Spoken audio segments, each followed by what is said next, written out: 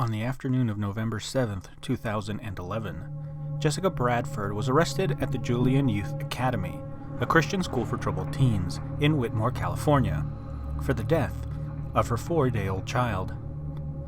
The unnamed child was starved to death, and police had uncovered her mummified remains after friends of Bradford initially discovered the baby's body wrapped up and stashed in a clothes basket.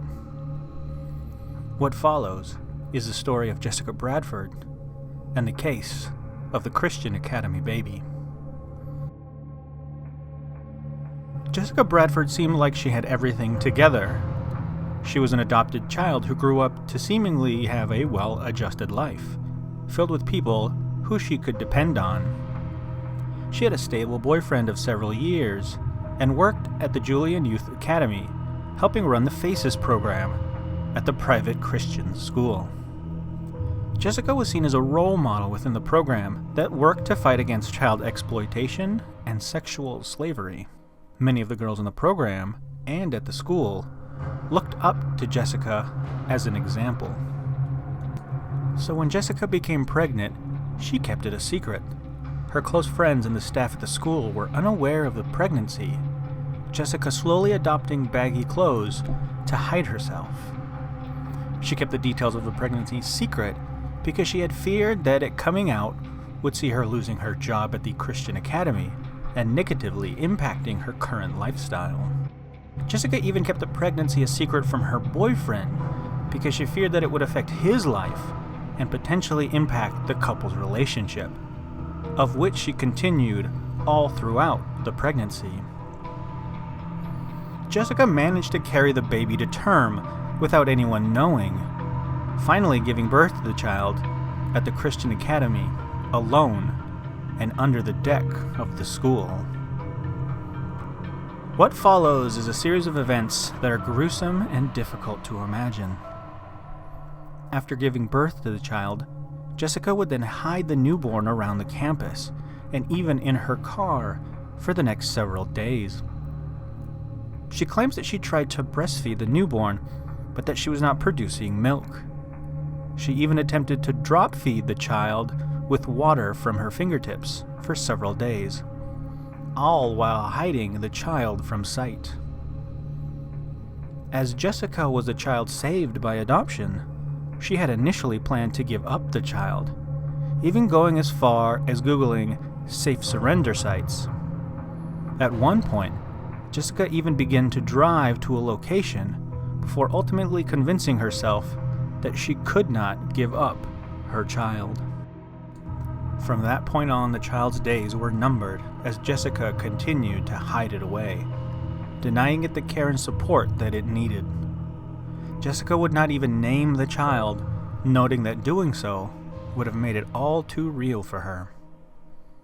But only 4 days after giving birth, the child died, the cause of death being listed as starvation, a slow and painful death that no one should ever have to endure. But even after the death, Jessica would continue to hide the child away, wrapping it up in a blanket and hiding it away in a laundry basket inside her room at the academy. The child was not found for months, by that time becoming partially mummified. The baby was eventually found by 2 staff members, who then alerted the police. Jessica would tell detectives that she had kept the baby because she could not let her go. Jessica would eventually tell the detectives that she kept the pregnancy a secret from everyone because she did not want to disappoint anyone, including her family and her boss at the school that she worked at. She went on to note that religion also played a role in hiding her pregnancy, telling the detectives that, "I grew up in a Christian home. Don't have sex until you're married." Jessica would be tried for the murder of her child, finally naming the child Lily only because the name was required for the coroner's report. Shasta County Senior Deputy District Attorney Kelly Caffale would argue that little Lily was never given the chance to live, that she was not even a child to Jessica, and that Jessica had taken better care of her hamster than the child that she had given birth to. The DA would note that Jessica's hamster had food, water, a name, and even slept next to Jessica's bed. All the while, Jessica's own child was wrapped in a pile of clothes, slowly mummifying on the dirty floor. Jessica's own defense team, though, would argue that for murder charges to apply in this case, the jury would need to believe that Jessica had intended on killing her child, but that there was no evidence that indicated how exactly the baby died. Her team would also go on to say that Jessica attempted to breastfeed and provide water for the baby, and never intended to hurt her. They noted that there was no crime committed, and that Jessica did the best she could under her given circumstances. The jury would deliberate on the matter, but would eventually tell the judge that they were deadlocked on the charge of first-degree murder. The judge would then order the jury back to continue deliberations until a unanimous verdict could be reached. The jury would then return and vote to convict Jessica Bradford of first-degree murder for the death of her newborn child.